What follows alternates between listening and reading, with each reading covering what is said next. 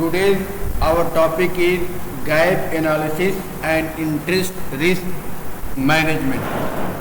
Gap analysis and interest rate risk management. It's clear? Gap कहाँ है? What is the gap? Gap is difference. So in the case of commercial bank, in the case of banking system, we have to analyze कि how to make the gap. Gap कैसे बनता है? Gap अगर बात किया जाए कि what is the gap in terms of banking system, तो there is the gap in the terms of banking system if there is the difference between the asset and liabilities of bank. कोई भी bank चलता है with the help of asset and liabilities से चलता है. ठीक है. Basically you should know what is the difference between the money lender and bank. No doubt both have the same function like the lending the amount. ठीक है, money lender भी पैसा land करता है, लेंडिंग द अमाउंट करता है, bank भी lending the amount करता है. Then what is the basic difference between the two? The basic difference between two is that in the case of bank, जो बैंक लेंडिंग करता है आफ्टर द बोरोविंग. ठीक है, बोरोविंग करता है पहले पैसे को. बैंक क्या करता है बेटा? पहले बोरोविंग करता है. ठीक है, देन लेंडिंग करता है. But in the case of money lender there is no any function of the borrowing. The money lender always lending the amount from the own sources. अपने सोर्स के पैसे से जो पैसा होता है उससे क्या करता है? लेंडिंग करता है. जैसे एक मनी लेंडर है, ज़मींदार है, पैसे वाला है, कहीं ना कहीं से पैसा कमाया. पैसा कमाने के बाद क्या करता है? उसको इंटरेस्ट कमाने के लिए पैसे को लेंडिंग करता है. It's clear? तो गैप क्या है? How to generate the gap if there is the difference between the asset. Gap analysis. Gap our topic is what? Gap analysis. Gap analysis है. गैप एनालिसिस कैसे करते हैं? आपकी bank through the asset and liability. ठीक है, liability. अब इसमें समझना होगा कि एसेट क्या है, लायबिलिटीज क्या है. पहले हमको लायबिलिटीज लिखना चाहिए था, क्योंकि बैंक कैसे स्टार्ट होता है? When there is the bank, what is the main function of the bank? Bank suppose करिए कि this is the bank. Suppose करिए कि ये क्या है बेटा? बैंक है. मेरी बात समझ में आ रही है? Are you getting my point? Suppose that कि इट इज द बैंक.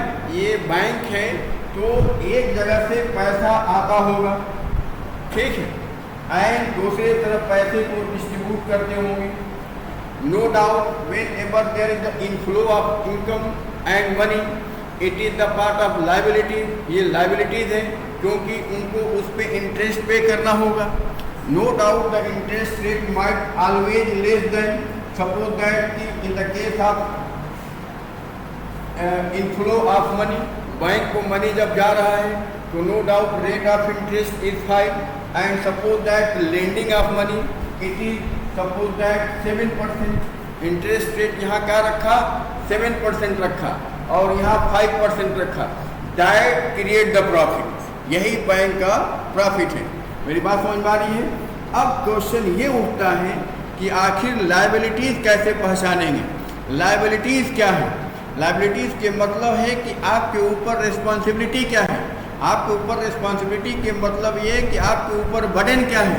ठीक है, यानी आपने जो पैसा लिया है उस पर आपको किसी न किसी रूप में, किसी न किसी शक्ल में, किसी न किसी शेप में आपको पैसा देना है with the interest. Suppose that कि in the initial stage, when suppose that कि any person want to set up a bank, कोई भी आदमी बैंक सेटअप करना चाहता है. ठीक है, तो there is required too much capital. वहाँ कैपिटल की ज़रूरत पड़ेगी. कैपिटल की ज़रूरत पड़ेगी टू परचेज द बिल्डिंग. ठीक है, टू परचेज द फर्नीचर. ठीक, एंड अदर्स वर्क. तो इन दैट केस सबसे पहले जब पैसे की ज़रूरत पड़ेगी, कैपिटल की ज़रूरत पड़ेगी, तो इन that case bank issue the share. Bank issue share करता है, जिसको हम कहते हैं that is the paid up. Paid up, जिसको हम क्या बोलते हैं, पेड अप, इसको क्या बोलते हैं, paid up. It is the part of liabilities. और पेड अप में जो लायबिलिटीज होती हैं, यहाँ हम क्या देते हैं, डिवेंचर देते हैं। क्या देते हैं, डिवेंचर देते हैं। डिवेंचर क्या होता है, बॉन्ड होता है, डिवेंचर होता है, और क्या होता है, और बताओ नाम, शेयर का ही सब पार्ट है। डिवेंचर में क्या होता है कि when any financial institutions give any portion of the amount on its profit, अपने प्रॉफिट, जितना प्रॉफिट गेन किया है अपने शेयर होल्डर में बांट लेता है। It's clear. उसके बाद इनके पास और लायबिलिटीज कहाँ से आती है, लायबिलिटीज कहाँ से आएगी, थ्रू द बारोइंग, पैसे को उधार लेने पे, यानी बारोइंग करते हैं, जिसको हम डेट कहते हैं। बारोइंग किया, यहाँ क्या था बेटा, शेयर था, इसको हम इक्विटी भी कहते हैं। Equity and borrowing, borrowing mean debt, debt के मतलब डेट कैसे लेंगे, उधार लेंगे, through the issuing of the bond. Bond को जब इशू करते हैं तो एक तरह का डेट है। It's clear. और कहाँ से पैसे आएंगे, जिन पे इनको पैसा देना होगा, यानी इंटरेस्ट के साथ रिटर्न करना होगा। कभी कभी इंटर बैंकिंग सिस्टम से भी पैसा इनको लेना होता है। सपोज करिए कि एक बैंक आज के डेट में सरप्लस है, दूसरा बैंक डेफिसिट में है, तो for short period of time there is the lending and transaction of the money for one day, जिसको हम कॉल मनी कहते हैं। That is call money. ये सब पढ़ा चुका हूँ, आप लोग क्लास रेगुलर नहीं करते हैं, बहुत खराब इमेज है आप लोगों का मेरी नज़र में, ठीक है। तो दैट इज कॉल मनी, ठीक। कॉल मनी भी it is the part of liability, it is the part of burden, ठीक है। उसके बाद और क्या हो सकता है बर्डन इनके ऊपर, बर्डन और भी सारी चीज़ हो सकती हैं, जैसे आपका ट्रेजरी बिल है, these are the part of the burden. उसके बाद उसी के अपोजिट में होता है एसेट। एसेट के मतलब है लेंडिंग अमाउंट, आपने लेंडिंग किया, ठीक है। CRR, CRR it is also the part of the burden, CRR it is also the part of burden, ठीक है, लायबिलिटीज का पार्ट है। और उसी के साथ एसेट है लेंडिंग अमाउंट, लेंडिंग अमाउंट जो करते हैं दैट इज द एसेट। तो in this way in brief we can say कि what are the source to inflow the income, to inflow the money in the bank, that is the part of the liabilities, ठीक है। जो जितने भी source हैं जहाँ से पैसा बैंक को मिल सकता है, that is the part of liability. और जो पैसा मिलता है, जहाँ जहाँ देते हैं, डिस्ट्रीब्यूट द मनी या lending the money, that is the part of asset. अब तो क्लियर हो गया। तो अगर आपको ये बहुत मुश्किल है, it is very difficult to mug up कि which is the which item come under the liabilities, which item come under the asset. लेकिन अगर आपको कॉन्सेप्ट क्लियर है, if you have the clear concept कि how to make the liabilities and how make to asset, या how to identify the liabilities and asset, तो we can easily identify these item among the liabilities and asset. It's clear. ये समझने के बाद होता क्या है कि that create the gap. Suppose that कि asset is greater than liability, there is no problem in the bank, bank में कोई प्रॉब्लम नहीं होगी। जब एसेट ज़्यादा है in comparison to the liabilities, there is no problem in the bank. It's clear. But suppose that कि liability is greater than asset, it creates the problem, and ultimately whenever any bank is failed to recover, any bank is failed to maintain the equality between the liabilities and asset, there is the question of the bankruptcy, ultimately which is come under the wind up of the banks. It's clear? Bank wind up कब होता है? जब इनकी liabilities बढ़ती चली जाती है और that bank is not able to control it, that bank is not able to manage it, and ultimately जब मैनेज नहीं करेगा तो बैंकरप्टी होगी। और उसके ऊपर the highest degree of the bankruptcy, it is the winding up of the bank. Already I have discuss about the process of winding up of any bank या banking. It's clear? Class daily क्या करिए, बहुत मैं worry हूँ आप लोगों को लेकर। नेट उठ की तैयारी यहीं से होती है, भाग जाते हैं ऐसे ऐसे लगता है कि किसी जंगल में। ठीक है, then what is the gap? Gap को कैसे डिफाइन करेंगे? Gap analysis is one of the most widely used technique. ये क्या है बेटा? टेक्निक है। It is the technique for what? To analyse the gap, ठीक है, technique for measuring and managing interest rate, ठीक है। जब गैप ज़्यादा होगा तो ये क्या है? इंटरेस्ट रेट सेंसिटिव है, इंटरेस्ट रेट सेंसिटिव है। सपोज दैट कि asset is high more than the liabilities, तो इस केस में हम क्या करेंगे? इस पे क्वेश्चन अक्सर पूछा जाता है।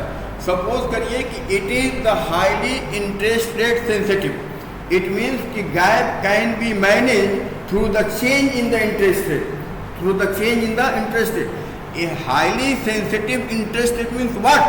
कि there is highly flexibility in the interest rate, there is the highly elastic in the interest rate. Suppose that कि any bank which are facing कि asset is very high in comparison to liabilities is very high in comparison to the asset, ठीक है, liabilities बहुत ज़्यादा हो गया है, तो इस केस में क्या करेंगे? In that case the lending rate might be increasing, lending rate को हम इंक्रीज कर देंगे तो कुछ ना कुछ हद तक चीज़ें कंट्रोल हो जाएंगी। To the some extent there is the control and another part to also reduction in the burden of the liabilities. Burden of liabilities को कैसे रिड्यूस करेंगे? Through the decline the rate of debenture, rate of debenture को हम decline कर देंगे। बहुत simple है लेकिन टेक्निकल बातें हैं, एक किताब से नहीं मिलेंगी, ठीक है। तो it help to analyse the mismatch, ये क्या है? गैप एनालिसिस क्या है? With the help of gap analysis we can find out कि where is the mismatch, how to make the correction in the mismatch in between the asset and liability. It's clear? The goal is to assess how change in the market interest rate affect the net interest income of the bank, ठीक है। In simple term gap means क्या होता है बेटा? Rate sensitive asset, इसका formula है gap means rate, note down, rate sensitive asset, sensitive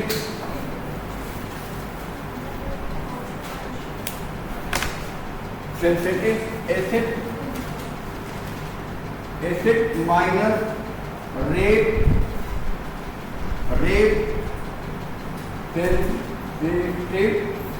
sensitive liability. Clear है बेटा? ठीक है, ये पूरी बात मैंने बता दी 10 मिनट में। ये फार्मूला है गैप रेट सेंसिटिव एसेट, यानी रेट एसेट का क्या है? And rate sensitive liability. It is the create the gap for a given time interval, ठीक है, टाइम इंटरवल है होता है इसमें। Rate sensitive asset and rate sensitive liabilities क्या होता है? What is the rate sensitive asset and what is the rate sensitive liabilities? Interest rate sensitivity means that the value or return on an asset or liability change when market interest rate change। मेरी बात समझ में आ रहा है कि sensitivity क्या है? ये नोट हो गया ना? It is noted down. Then very important question is that कि what is the rate sensitive asset and rate sensitive liability. Bank rate, market rate क्या है? Market rate means when demand any rate that is determined through the demand and supply, ठीक है, demand supply पे determined होता है। Suppose करिए कि जो मेरा इंटरेस्ट रेट है, सपोज करिए कि 5 and 7% है, but the market interest rate it is more than 5% and more than 7%। In that case how to manage it? इसको कैसे मैनेज करेंगे?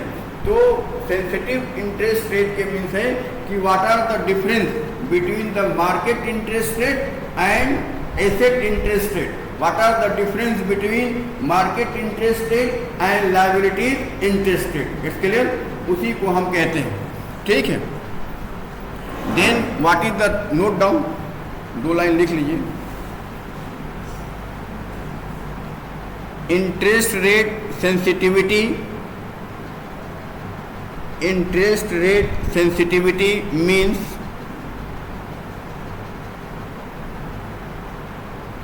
that the value or return on an asset or liability changes when market interest rate change. When market interest rate change.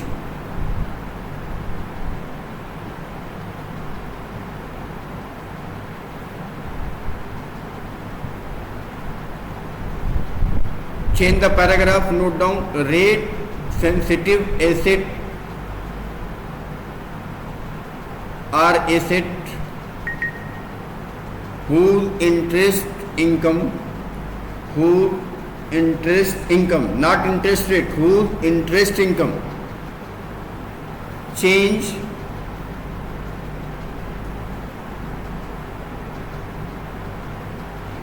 with a change in interest rate.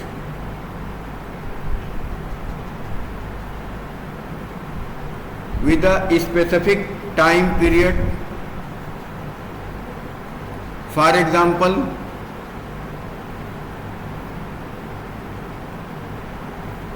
short-term loan and advances, short-term loan and advances, treasury bill,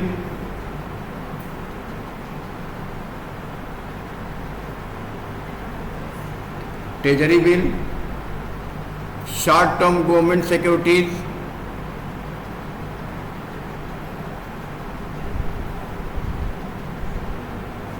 floating rate bond,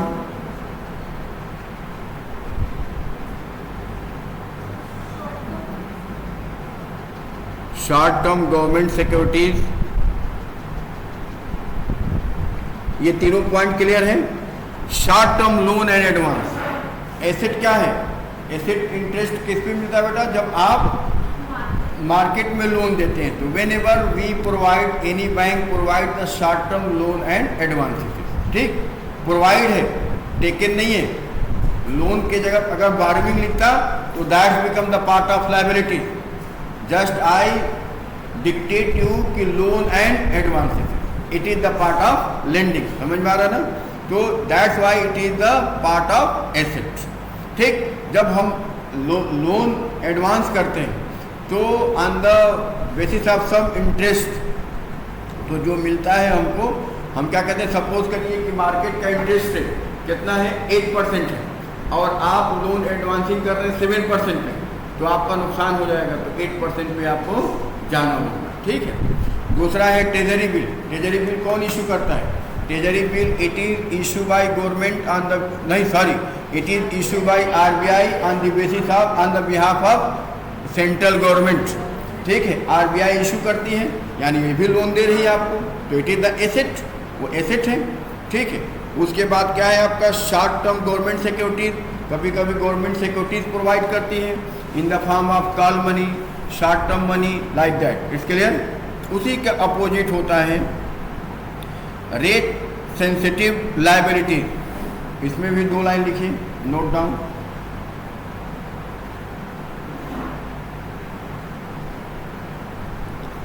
These are liabilities whose interest expenses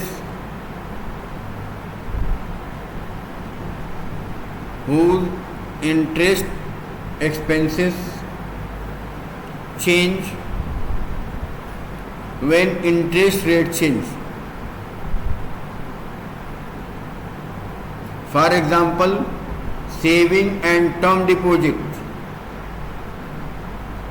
Saving and term deposit with variable rates,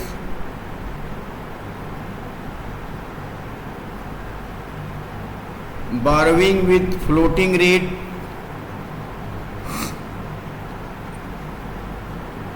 certificate of deposit, certificate of deposit, short term borrowing from other banks,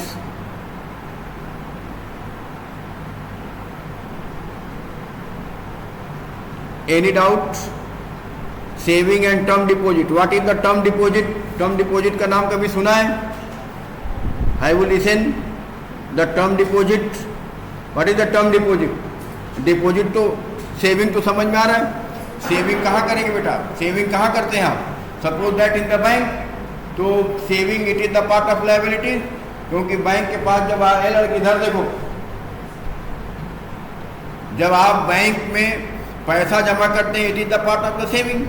जब saving हो गया in the bank तो it's become the liability, because on that amount bank must be pay some interest. Interest pay करना होगा. That's why it is the liability. And what is the term deposit?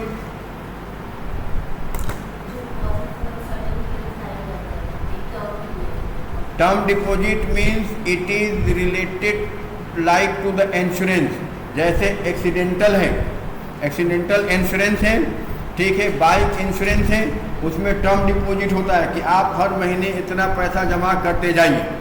ठीक है, ये liabilities है या नहीं, गौर से समझना.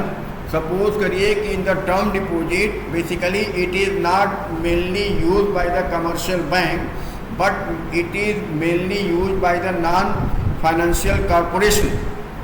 ठीक है, जैसे आपका बजाज अलायंस है, ठीक है, तो वो करते क्या है कि आपको एक इंश्योरेंस देते हैं. ठीक, इंश्योरेंस कंपनी है LIC है. Good example it is the LIC and other insurance companies. तो जब आपसे बात होती है कि you have to deposit some amount, ठीक है, and there is the some term कि हर महीने आप जमा करते रहिए पैसा. ठीक, आप 1 रुपया या 100 रुपया या 99 रुपया हर महीने जमा करिए, 99 रुपीज़ पर मंथ. अगर आपको डेथ हो जाती है ड्यूरिंग दैट पीरियड तो पूरा अमाउंट हम आपको विद द सम इंटरेस्ट या डबल करके, या सपोज करिए टर्म है कि आप हर महीने 20 साल तक जमा करिए और टोटल डिपॉजिट आपका कितना हो रहा है, suppose that 1 lakh. But there is the mention in the agreement कि whenever you have to accidental death, ठीक है, after the 5 years या during the deposit time, तो company will pay 1 crore rupees. ठीक है, आपने जमा कितना किया बेटा? सपोज करिए 1 लाख जमा किया, और उसी बीच में या 20-25 साल के बाद जो भी मैच्योरिटी डेट है उस बीच में अगर आपका एक्सीडेंट हो जाता है, एक्सीडेंटल डेथ हो जाता है, तो कंपनी कितना जमा कर दे रही है? 1 करोड़ फॉर एग्जाम्पल. तो that is the liabilities for the bank ना. ये बैंक की लायबिलिटीज हो गई क्योंकि बर्डन है. ठीक है. Then borrowing with the floating rate. कभी कभी बैंक उधार लेती है, ठीक है, with the floating rate. Rate बढ़ता घटता रहता है. And how to determine the rate? Through the exchange rate, through the forex exchange rate, through the demand and supply of the money within a country. ठीक है, तो floating rate कभी बहुत ज़्यादा हो गया तो भी बढ़े. Then certificate of deposit. मालूम है सर्टिफिकेट ऑफ डिपॉजिट क्या है? फाइनेंशियल उसमें पढ़ा चुके हैं.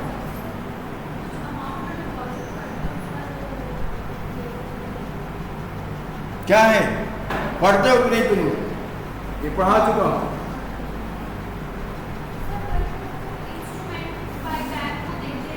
सर्टिफिकेट डिपॉजिट क्या है? सपोज करिए कि आपको पैसे की जरूरत है, ठीक है, बैंक को पैसे की जरूरत है. इस केस में एक सर्टिफिकेट आपको दे देता है कि आप पैसा हमको 1 लाख 2 लाख 10 लाख जो भी जमा करें आप हमें जमा करके डिपॉजिट कर दीजिए. I will provide the certificate and after 25 years I will pay with the interest. That is the certificate deposit. Then short term borrowing from the others banks. Intra banking and inter banking system होता है. ठीक है, जब कोई एक bank deficit में है बेटा तो दूसरे बैंक, जाहिर सी बात है कि whenever any bank face या बियरिंग द डेफिसिट तो ultimately another bank enjoy the profit. ठीक है, surplus. In that case the deficit bank always borrow the amount for to meet out the short, very short term problems from the surplus bankers, ठीक है, bank से वो ले लेता है, ठीक, तो उसको इंटर बैंकिंग कहते हैं। क्लियर है? आगे बढ़े। Then understanding gap positive and negative, when it's become the positive and it's become the negative. ये गैप कब नेगेटिव कहलाएगा, कब पॉजिटिव कहलाएगा, कब इक्विलिब्रियम कंडीशन में कहलाएगा। तो इट्स वेरी क्लियर कि when the asset rate sensitive asset rate it is greater than liability, that is the positive है, क्योंकि बैंक क्या है, सरप्लस में है। and when there is the liability is greater than asset, that is the negative, and equilibrium when both are equal। समझ में आ रहा बेटा? ठीक है, तो ये तो क्लियर है। देन पॉजिटिव निगेटिव हो गया बेटा। जीरो गैप कब होगा, when both are equal, ये तो क्लियर है। Then example of gap analysis, इसको लिखिए, बोर्ड पे मैं लिख रहा हूँ, इसको करिए।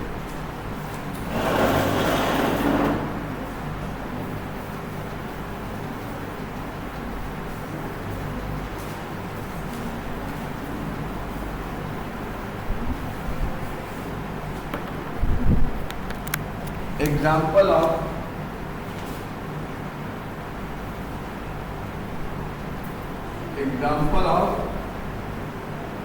Gap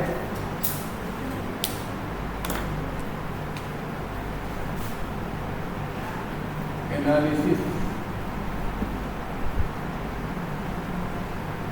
example of gap analysis, ठीक है। टाइम बकेट ले लीजिए, write down here time bucket. Then RSA means बेटा, व्हाट इज द RSA? ये RSA क्या है? Rate sensitive asset goods. Then RSL क्या है, मार्कर क्या है? RSL means rate sensitive liability, and both are given in absolute number like rupees, ठीक। then type of gap,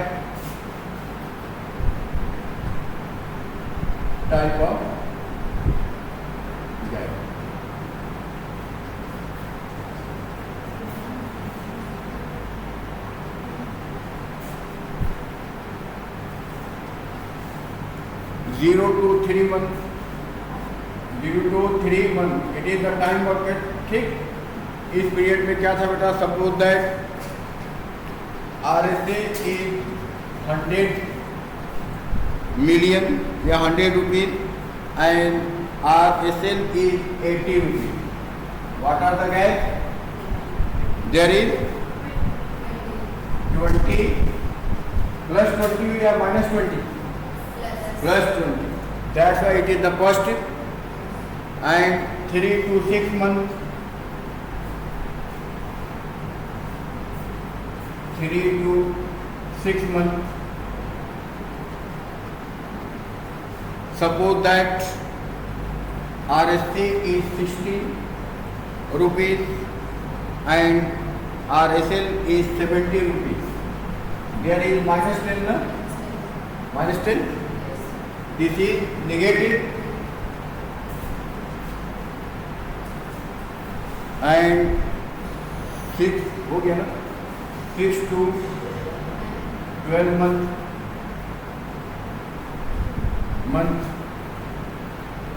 it is 90 0. It's clear? 0 हो गया, ये तो क्लियर है। अब इसी को एनालाइज करना है, एनालिसिस करना है। तो what is the performance of bank?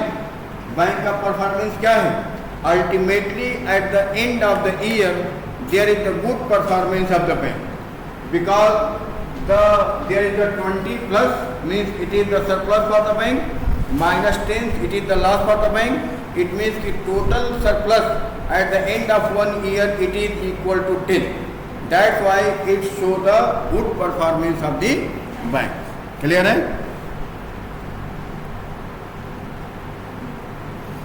Manage कैसे करें? सपोज करिए कि देयर इज अ प्रॉब्लम हो रही होगी, मिसमैच होगा, mismatch in between the liabilities and asset, it is the problem. How to solve it, how to make the strategy. Strategy किसे कहते हैं? स्ट्रेटजी मीन्स कि make the process, make the technique to achieve anything in the long period of time. Strategy के मतलब ये नहीं है कि आज ही आपने कोई चीज़ बनाया उसको अचीव कर लिया. Strategy means it is the process, it is the mechanic to get your objective in long period of time, that is the strategy. अक्सर पूछा जाता है often asked in interview what is the strategy, क्योंकि आपका जो भी topic होता है, अभी आप लोग जितने लोग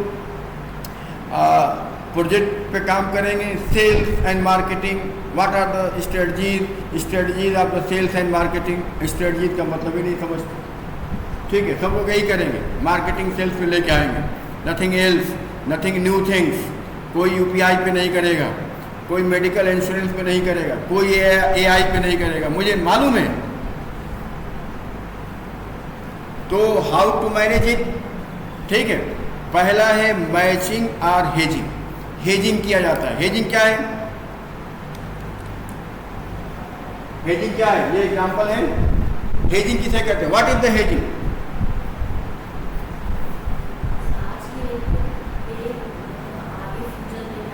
हेजिंग किसे कहते हैं बताओ? हेजिंग किसे कहते हैं? अरे आप लोग यहाँ तक पहुँच गए, काम पे पहुँच गए. हेजिंग अक्सर आप अपना पैसा जमा करते हैं. सपोज करिए आप पैसे इन्वेस्ट करना चाहते हैं, तो do you want to invest whole money in one company? No, always different number of company, जिसको डाइवर्सिफिकेशन ऑफ इन्वेस्टमेंट कहते हैं. व्हाई?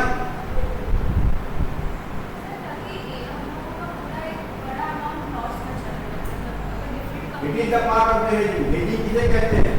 Hedging is what? आप इंश्योरेंस क्यों करते हैं? It is the part of the hedging. Insurance, take the life insurance, ठीक है, take the bike insurance. Why you are taking the health insurance, life insurance? Life insurance क्यों purchase करते हैं? Why you are purchasing the life insurance, health insurance?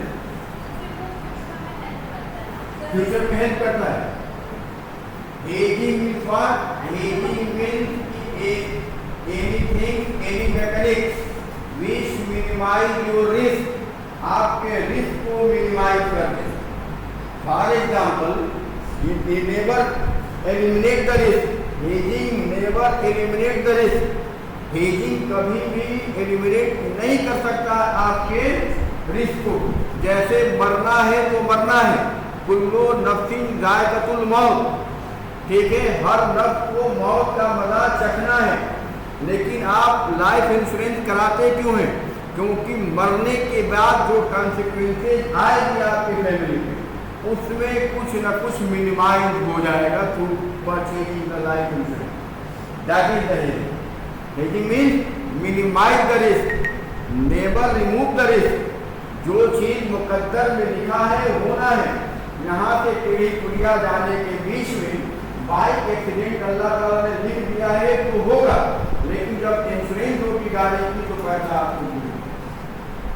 ठीक, तो hedging mean minimize the risk. और यहाँ हमको हेजिंग करना होगा. हाउ टू कंट्रोल, यहाँ कोई प्रॉब्लम नहीं है. हेजिंग समझ में आ गया ना? हेजिंग मीन कि मिनिमाइज द रिस्क. जो भी रिस्क है उसको आप मिनिमाइज करेंगे.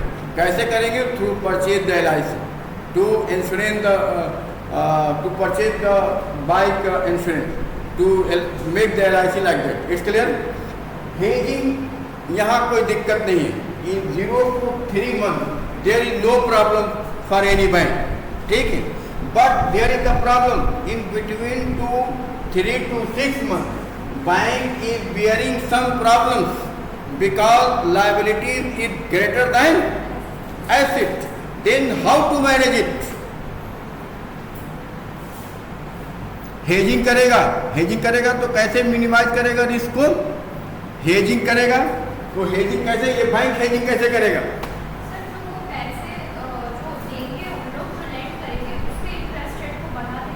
इंटरेस्ट रेट बढ़ाना, it is not the part of the hedging. Bank always try to lending the amount in different section of the society. एक ही सेक्शन ऑफ सोसाइटी को आप दे रहे हैं, सिर्फ सैलरी पर्सन को दे रहे हैं, सिर्फ इंटीग्रल के ही एम्प्लॉय को दे रहे हैं, और इंटीग्रल ने कहा कि इस महीने हम पैसा आपको नहीं देंगे. ठीक है, हेजिंग के मतलब रेट इंटरेस्ट नहीं बढ़ाएंगे. हेजिंग के मतलब है how to minimize the risk, means lending in diversified. It's clear? ये सब एग्जाम्पल, ये सब आने वाली चीज़ें हैं. Reduce exposure to rate fluctuation. Rate जो फ्लक्चुएट हो रहा है उसको हमको रिड्यूस करना है. ठीक है, क्योंकि after the economic reforms of 1991, after the recommendation of Narasimham committee, all the bank have power to regularize its interest. अपने इंटरेस्ट को खुद रेगुलराइज कर रहे हैं in between the some range. RBI ने फिक्स कर दिया कि 6 to 8% के बीच में आप अपना इंटरेस्ट रेट रखेंगे.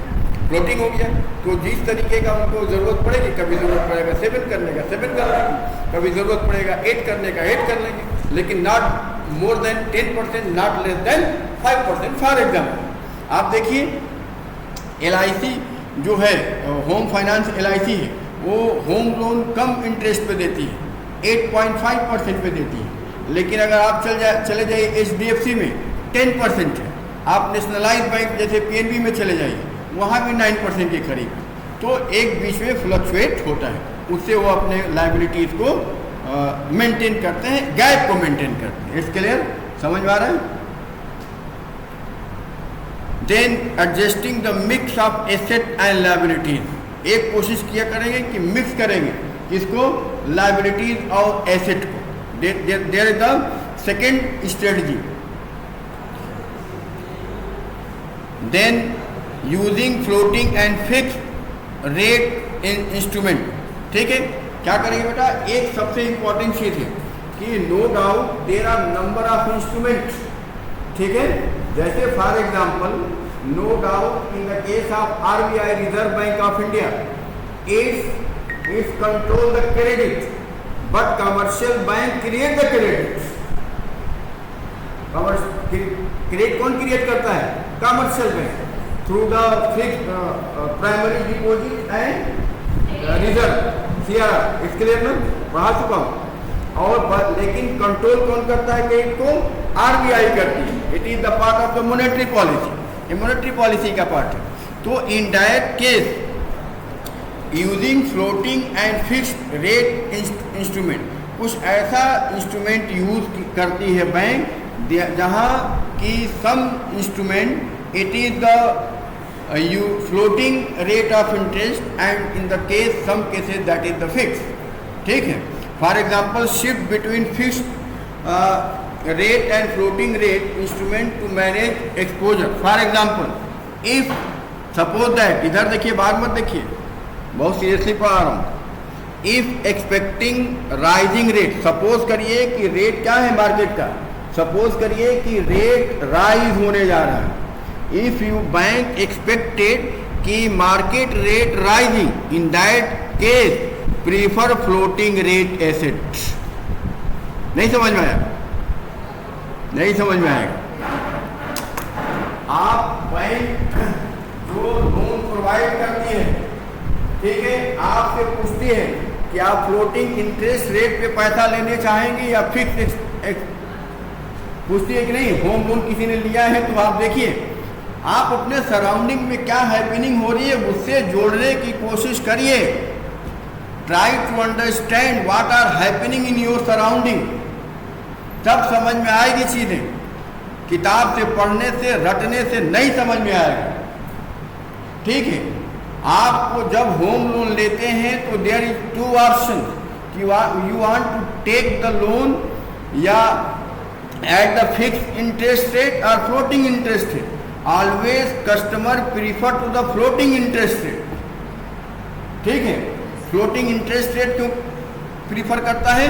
क्योंकि उसको मालूम है कि रेट ऑफ इंटरेस्ट कभी कम भी होगी, कभी ज़्यादा भी होगी। लेकिन in case of right now in this era, in current scenario, customer should be prefer to the fixed exchange rate, because in the case of Indian economy there is the trend of high prices, there is the trend of the inflation in the market। ठीक है, तो inflation बढ़ता जा रहा है, तो इसमें आपको फिक्स ले लेंगे तो फायदा होगा। ठीक है, तो अब बैंक क्या करती है कि फ्लोटिंग एक्सचेंज रेट पे आपको प्रोवाइड करती है। Bank provide the lending amount at the floating exchange rate. It's clear? Whenever the rate of interest of market increases there is also increase the interest rate. Suppose करिए कि bank ने आपको provide क्या किया, suppose करिए कि bank provide lending amount to any customer at the floating rate of interest. And suppose करिए कि आज के डेट में इंटरेस्ट रेट कितना है, 10% है।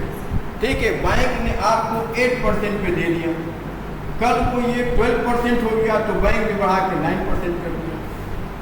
तो इससे बैंक का क्या हुआ, जो नुकसान होना था, जो गैप होना था, जो लायबिलिटीज उसके ऊपर बढ़नी थी, वो मिनिमाइज हो गई।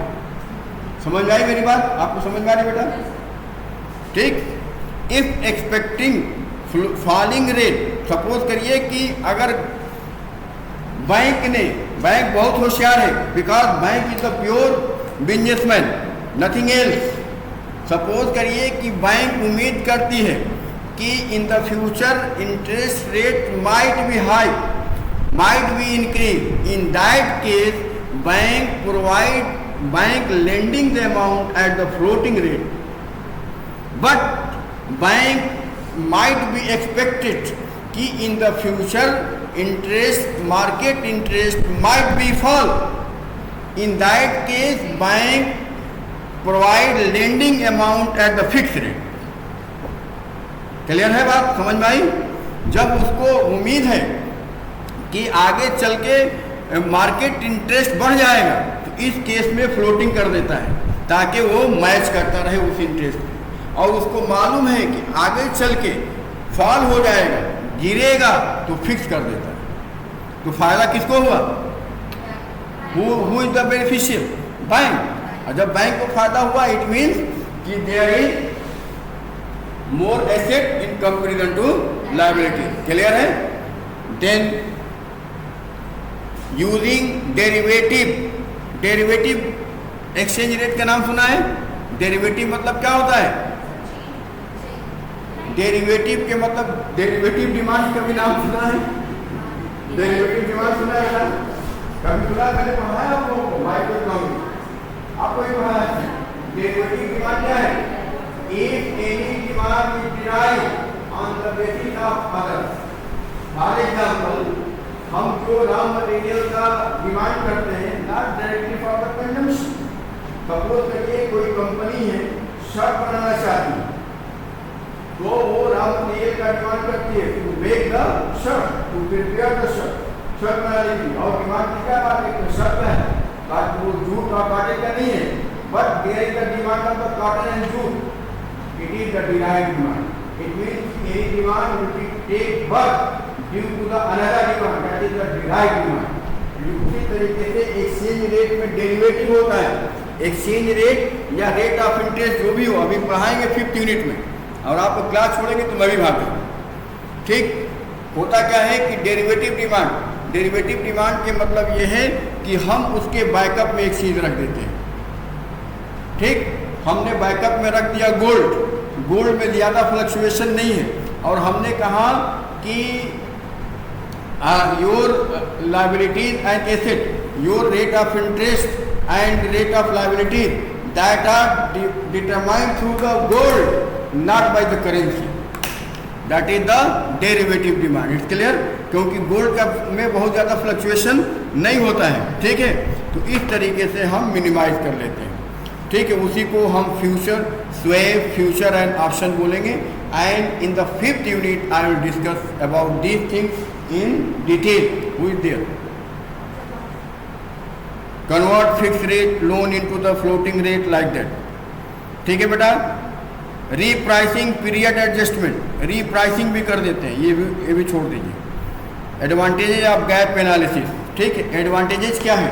With the help of gap analysis any bank is able to rectify its problem and remove the chances of bankruptcy and winding. Clear? Clear है बेटा? Any question? कोई क्वेश्चन है? क्लियर है सब कुछ? एवरीथिंग इज क्लियर ना? May I leave?